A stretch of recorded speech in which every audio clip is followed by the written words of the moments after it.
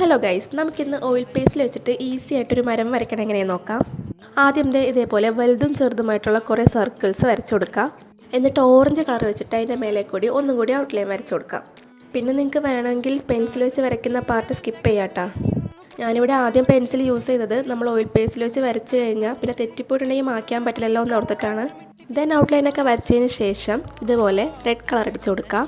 ഈ കാണുന്ന പോലെ കുറച്ച് ലെഫ്റ്റിൽക്കായിട്ട് ലോവർ പോർഷനിൽ മാത്രം റെഡ് അടിച്ചു കൊടുത്താൽ മതി. അതിനുശേഷം ഇതേപോലെ ഓറഞ്ച് കളർ അടിച്ചു കൊടുക്കാം. പിന്നെ ബാക്കി പോർഷൻ യെല്ലോ കളർ വെച്ചിട്ട് ഫില്ല് ചെയ്യാം.